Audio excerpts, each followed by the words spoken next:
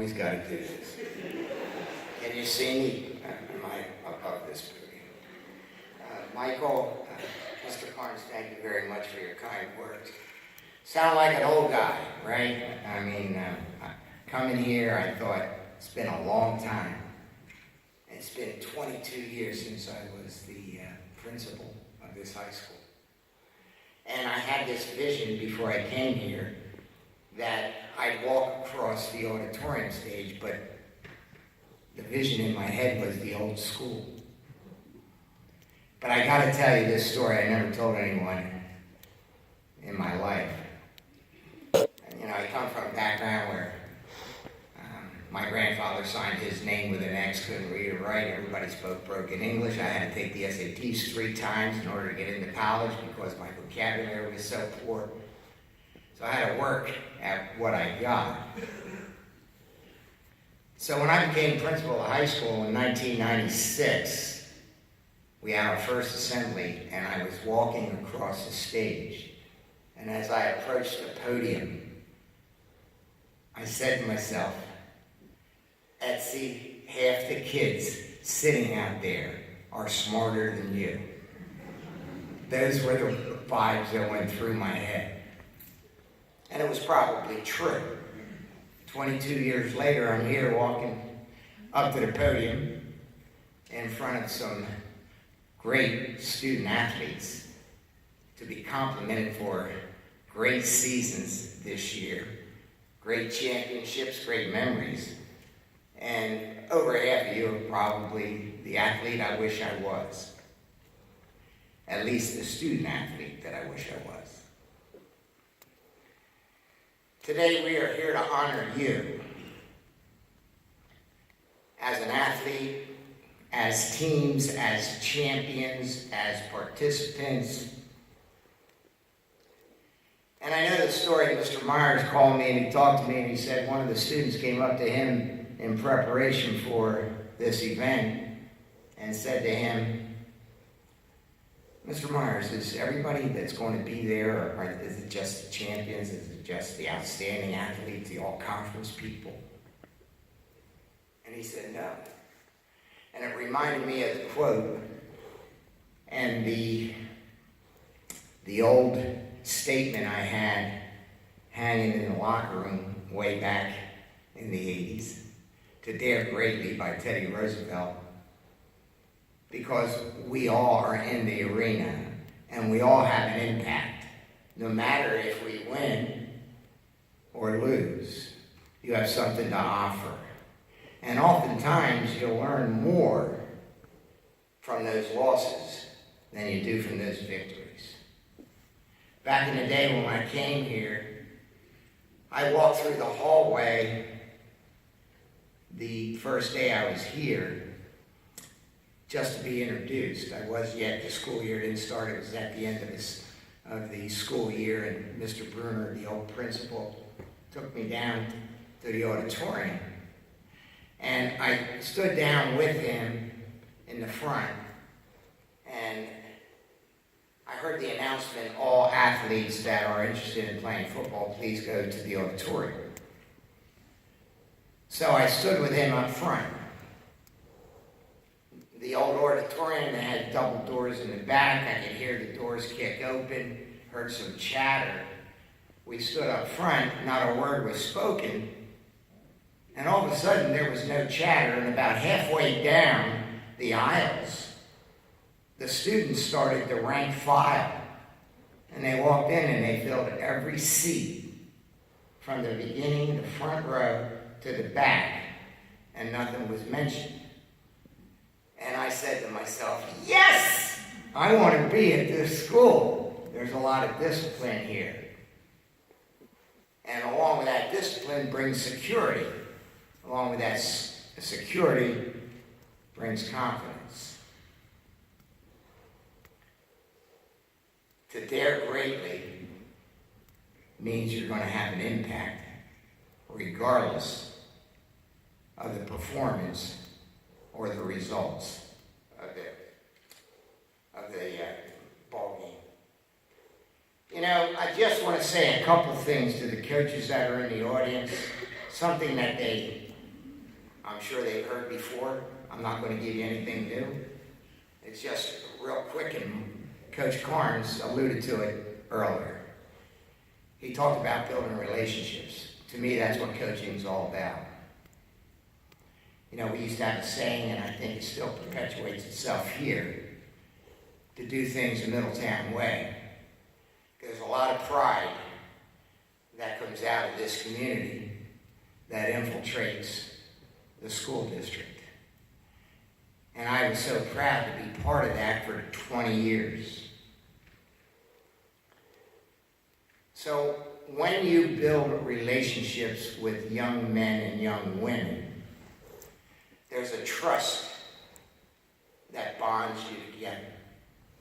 It's pretty cool. It's unique. Your coaches then can demand and be firm and dictate certain things to you because there is a trust. Your coaches, you know, have your back, and what you're about to hear is going to make you not only a better athlete, but a better person. And I think that's what coaching is all about. The other day I was asked why I coached. I said, well, I coach because I want to serve young people. So even though we're in positions of leadership, I always looked at it as serving. Martin Luther King became my idol way back when I was in high school. I had 3 idols: John Kennedy, Robert Kennedy, and Dr. Martin Luther King Jr. Sadly, all were gone by the time I was 18 years old. I did start in 7th grade signing my name, Dennis F. Iezzi, because it was John F. Kennedy and Robert F. Kennedy.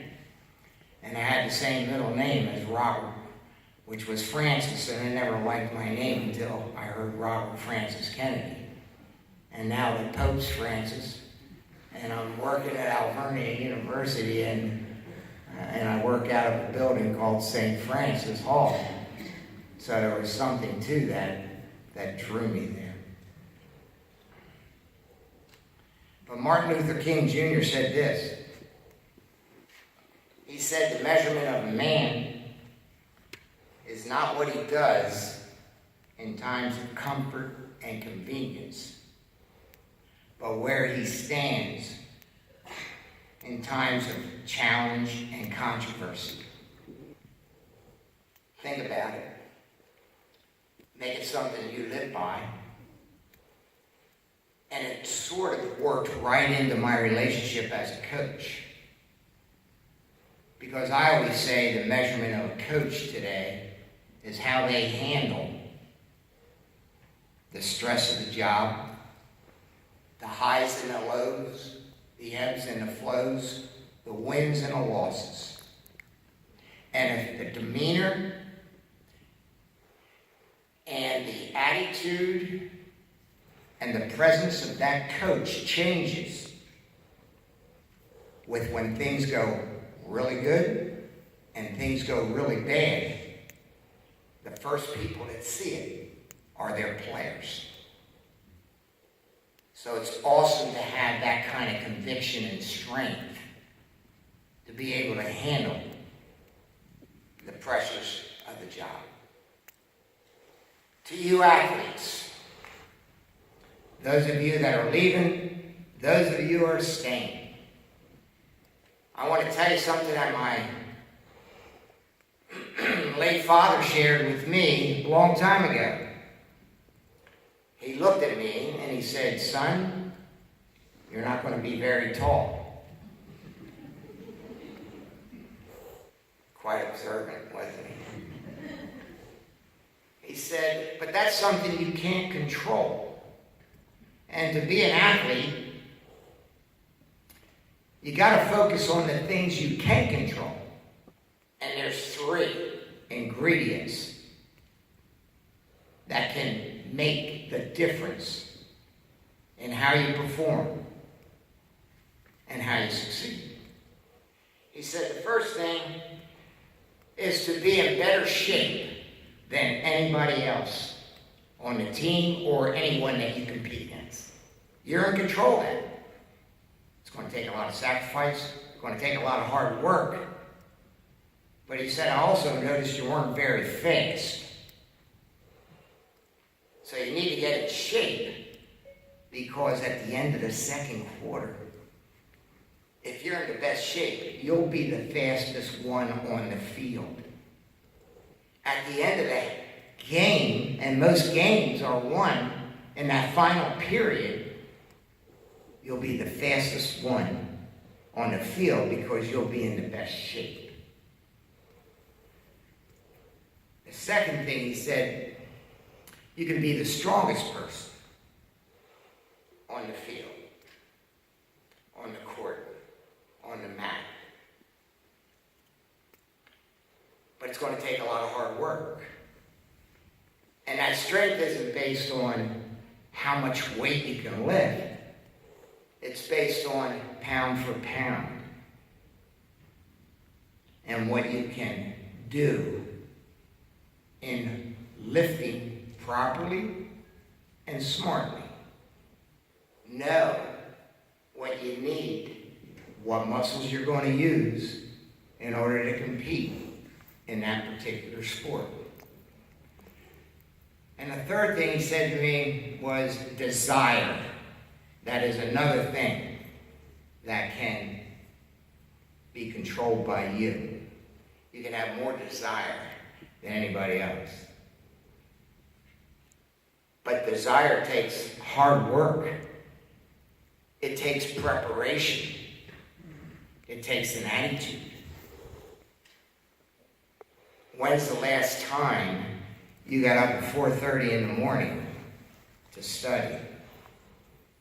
When's the last time you got up at 4:30 in the morning to go work out? So desire is so important. And I say to you that are going on to college, those next 4 years are going to be, should be, the hardest working years of your life to get where you need to be. See, I grew up in that Italian family where everybody spoke broken English. And when people asked me what was the favorite things about your childhood, I said Sundays. You don't know this, or maybe you do. But back in my time, nothing was open on a Sunday. Nobody went to work in America. So families were forced to be together. And I really enjoyed being with my family. My mother would make homemade spaghetti on a Saturday. I would catch the noodles and lay them out and throw flour on top. And I'd wake up to the smell of the meatballs on Sunday being cooked. And we would have homemade spaghetti every Sunday. Of course, we'd be out playing all day, and our house was like Grand Central Station. Everybody from the neighborhood was in and out, and all the relatives stopped by. At the end of the day, all the kids came in, and we positioned ourselves on the floor around the room as the adults sat around the dining room table. And if this happened once, it happened 500 times. At 6 o'clock, somebody would raise their hands and stretch, look at their watch, and say, well, it's time to go. It's 6 o'clock, and tomorrow's another week of work. And I saw every head of those adults go down in unison and go like this. And I said to myself, nobody in my family likes their job. And I would count on my hand, okay, when I'm 18, then maybe I'll work until I'm 65. How many years am I going to be unhappy? But nobody went to college. Nobody had a trade. The jobs picked them. They went to work to bring money and put food on the table. And I said to myself, I don't want that. So I know I had to work extremely hard, but I did have family support in order to get there. Remember this one thing as you progress and you go through your college days and you achieve a lot of things. Never forget where you came from. Never forget those people that reached out to you and helped you. You may not be able to give back directly to those people, but there's somebody else that needs you. So give back to those people that need. The last thing I want to say is, I grew up with this old cliche saying that there was only two types of people in the world. Italians and people who want to be Italians. And I'm sure you've heard that before from an Italian, okay? If Karate's still around, he probably has said that to you already. As I went through all the great families from Middletown, all the people that stayed around or went off to college and then came back and continue to perpetuate the legacy of this great school district and this great community, I began to think, you know what? In order to get things done, there's only two types of people in Middletown. A Blue Raider and people that want to be a Blue Raider. No doubt about it. Take that pride that you have in this community and this school. Take it with you. And again, never forget where you came from. God bless us all.